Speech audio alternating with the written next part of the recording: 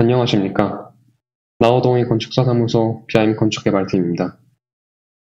본 영상은 BIM에 대한 소개와 BIM 업무에 관한 이해를 돕기 위해 제작되었습니다.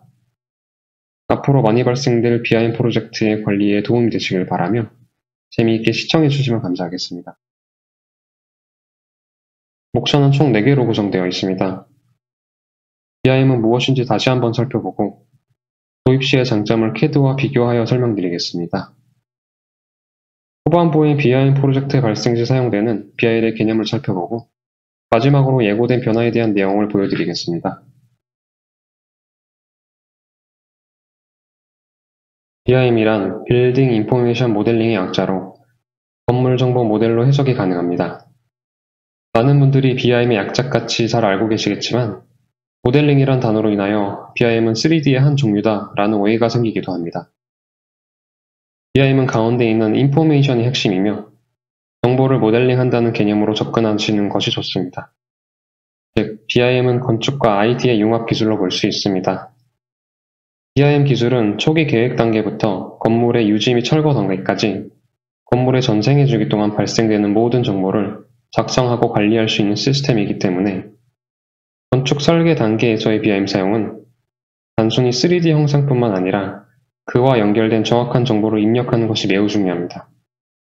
BIM 가이드는 설계 단계별 어떠한 정보를 입력해야 하는지에 대한 최소한의 안내서로서 BIM 프로젝트 진행 시 반드시 참고하셔야 합니다. 즉, 레빗이나 아키캐드 등 BIM 소프트웨어로 모델링 하셨다 해도 필요한 정보의 정확한 입력이 없다면 스케치업이나 라이노 등으로 모델링한 것과 크게 다를 바가 없다는 점을 유념해 주셔야 합니다. BIM과 BIM이 아닌 소프트웨어를 구분짓는 대표적인 이유는 바로 정보의 유무입니다. BIM에서 필요로 하는 기초적인 정보는 건물의 객체 정보로 벽, 바닥, 기둥 등이 해당됩니다. 기본적으로 레빗과 같은 BIM 소프트웨어로 모델링을 진행하게 되면 벽의 높이, 바닥의 면적, 기둥의 개수 등 가공되지 않은 정보를 기반으로 데이터의 가공이 가능하게 됩니다. 반면에 스케치업과 라이노에서 모델링을 한 후 기둥의 총 개수를 확인하려 한다면 소프트웨어가 기둥이 뭔지 알지 못한다는 문제부터 시작하게 됩니다. 즉, BIM은 정보의 관점으로 바라봐야 하며 소프트웨어가 건물의 정보를 인식하느냐 못하느냐에 따라 BIM의 소프트웨어인지 여부가 판단됩니다. 이러한 이유로 마이크로소프트 엑셀 또한 BIM 프로그램으로 분류되고 있습니다. BIM에 대한 기초적인 설명은 여기까지 드리고 다음 BIM 도입의 장점으로 넘어가도록 하겠습니다.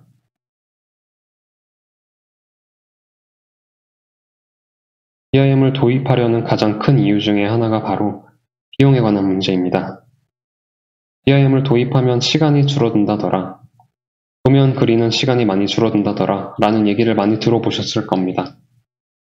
또한 위에 나온 얘기가 실제로는 안 그렇다더라 라는 말도 들어보셨을 겁니다.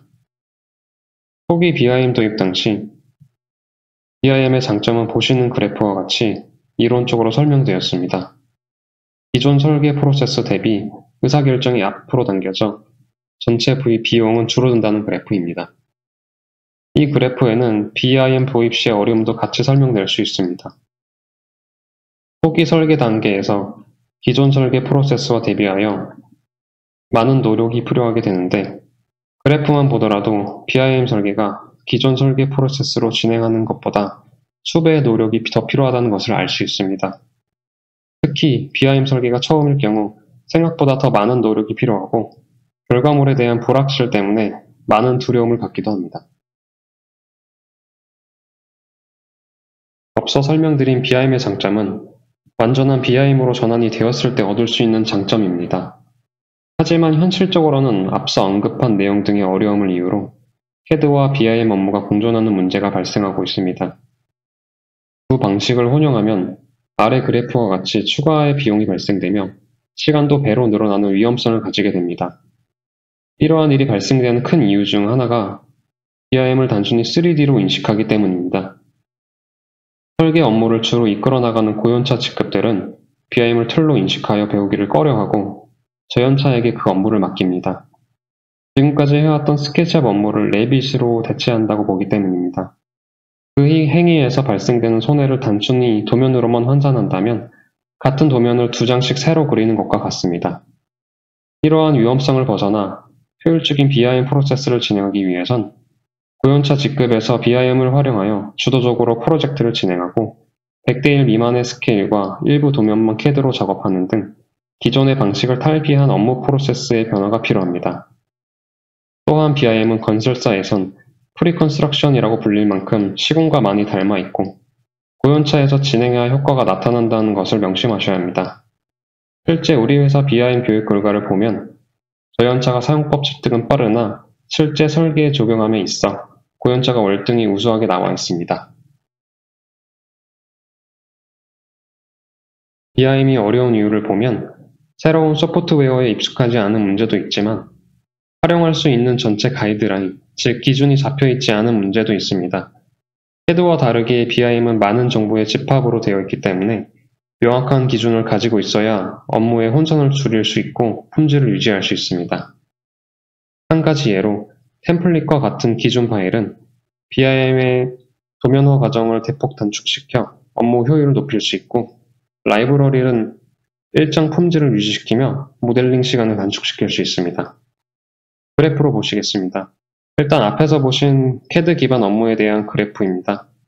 도면화 과정에서 많은 시간이 소요되고 있으나 BIM을 도입하게 되면 앞서 설명드린 그래프처럼 소요되는 시간이 앞으로 당겨지게 되어 최종적으로 비용 절감으로 이어지게 됩니다. 하지만 이는 이상적인 BIM 도입 환경에서 가능한 것으로 현 시점에서는 점선으로 표시되어 있는 그래프의 형태로 진행되어 있습니다. 이 그래프는 BIM 기준이 없을 때의 모습으로 BIM 업무 초기에 시간이 많이 투입되면서 도면화 과정에서 시간이 더 필요하는 형태로 보입니다. 완전한 BIM 전환이 되지 않고 BIM 기준이 성립되지 않았기 때문에 발생하는 문제입니다. 하지만 프로젝트 시작에 앞서 BIM 기준이 제작되고 프로젝트를 진행하게 된다면 이상적인 BIM 업무보다도 더 좋은 결과를 나타낼 수 있습니다. 업무 초반 BIM 기준에 맞춘 세팅과 업무 분장 등으로 시간 투입이 점전의 그래프보다 많아지지만 후반 과정으로 들어서면서 업무 투입 시간이 줄어들게 됩니다. 특히 도면화 과정에서 많은 업무들이 자동화되어 이상적인 BIM 투입보다도 적어지게 됩니다. BIM의 최대 이점을 살릴 수 있는 이러한 효율을 위해서는 프로젝트의 시작에 앞서 회사 차원에서 BIM 기준이 반드시 마련되어야 하고 지속적인 개발이 필요하게 됩니다. BIM으로의 전환은 업무 프로세스의 변화도 요구됩니다. 기존의 업무 방식이 도면이 모여 프로젝트가 완성되는 방식이었다면 BIM 기반 프로세스는 프로젝트가 완성된 후 도면이 나오는 방식입니다. CAD 방식의 도면 작업 업무는 개별적으로 진행되지만 BIM은 협업 방식으로 하나의 프로젝트를 완성하기 위해 함께 업무를 진행하게 됩니다. 이러한 특징으로 BIM은 CAD 기반의 업무보다 업무 초반에 많은 노력이 필요하게 됩니다. 또한 관리자는 기존에 행하였던 프로젝트 진행 중에 도면을 통한 업무 관리가 어려우므로 관리자는 또한 BIM으로 프로젝트 진행 사항을 검토하는 등의 방법을 통해야 BIM 업무의 효율성을 높일 수 있습니다. BIM 활용으로 업무의 효율을 높이는 대표적인 방법이 파라메트릭을 사용하는 것입니다. 파라메트릭은 매개 변수의 수정을 통하여 건물 요소의 상호관계를 컨트롤하는 기술을 일컫습니다.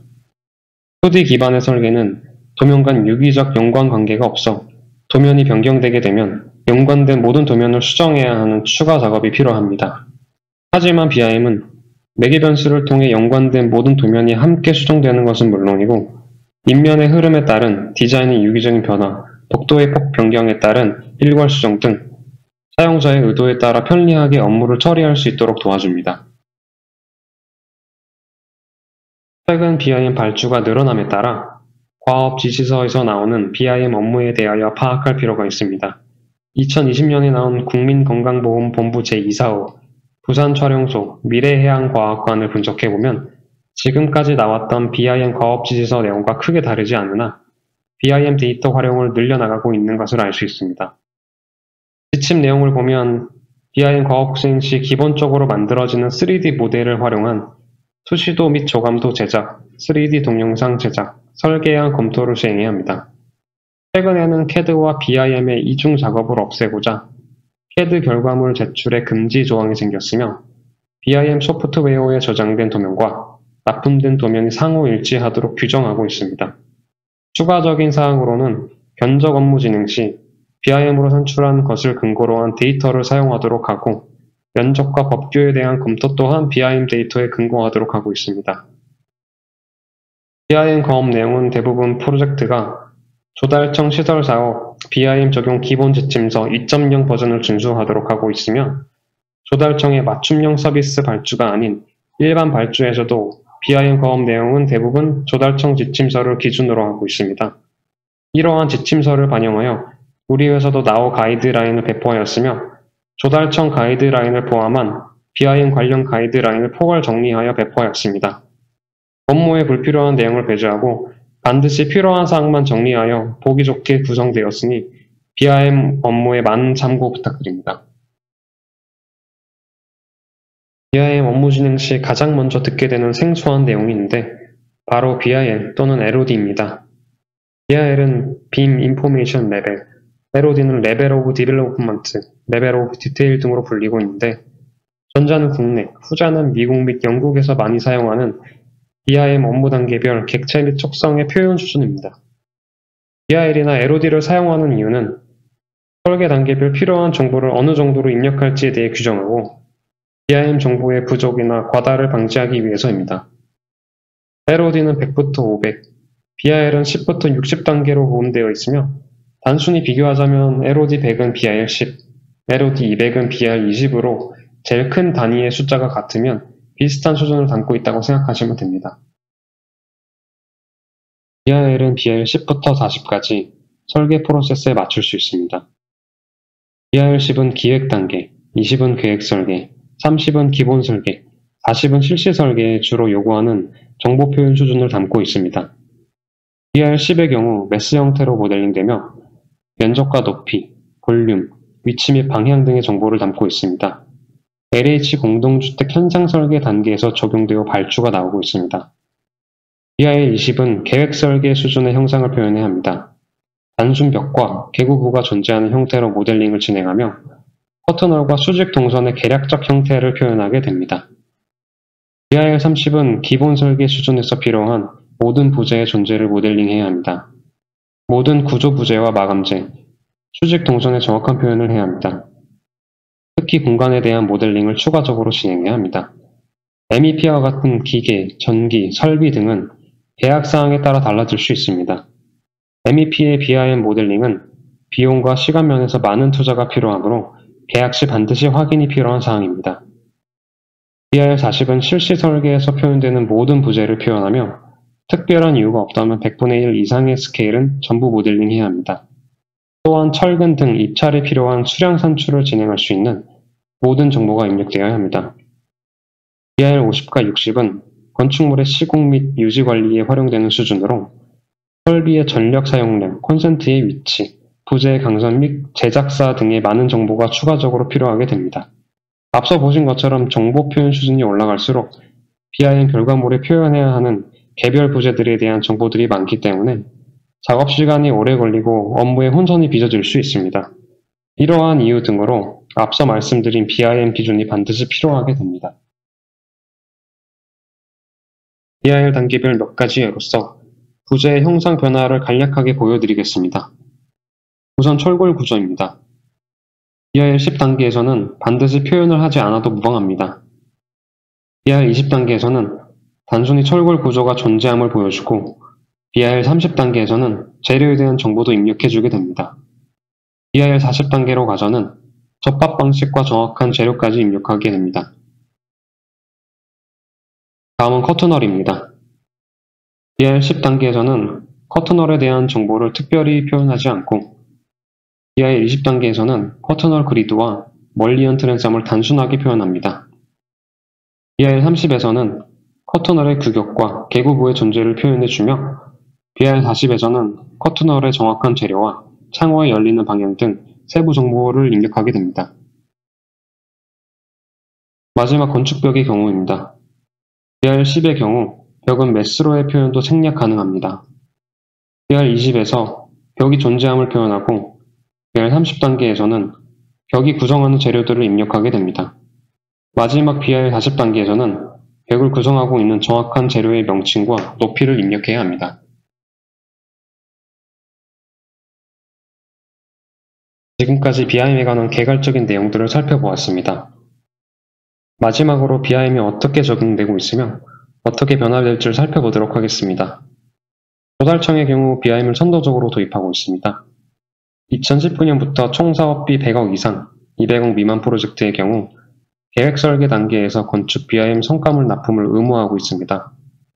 200억 이상, 300억 미만에서는 건축 및 구조 분야의 계획 설계 단계, 총 사업비 300억 이상은 전 공정 모든 설계 단계에 BIM을 의무 적용하고 있습니다. 이는 2020년에 200억 이상, 300억 미만에서 모든 단계에 BIM을 적용하도록 발전되었으며 현재 총 사업비 300억 이상 공사에서는 설계 공모 단계에서도 BIM을 적용해야 합니다. 마지막으로 2021년부터는 총 사업비 100억 이상, 300억 미만 공사의 모든 설계 단계에서 BIM을 의무 적용해야 합니다. LH의 경우 2020년 현재 가고스 기준 설계 공모 대상의 25%가 BIM을 적용하고 있으며 2024년에 LH의 모든 설계 공모에 BIM을 적용합니다. SH는 현재 BIM 시범 사업을 진행하고 있으며 2020년 말 BIM 로드맵 및 지침이 공개될 예정이며 2021년 BIM 통합 플랫폼 구축을 통해 2022년 BIM 적용 사업을 확대할 예정입니다. 국방부에서는 2021년 턴키 방식의 대형 공사에 BIM 의무 적용을 추진하고 있으며 2024년 BIM 데이터를 관리할 수 있는 BIM 빅데이터 구축을 계획하고 있습니다. 경기도지공사는 2021년 BIM 시범사업 대상 공동주택을 확대하여 2022년부터는 300억 이상 공사에 BIM을 적용할 예정입니다.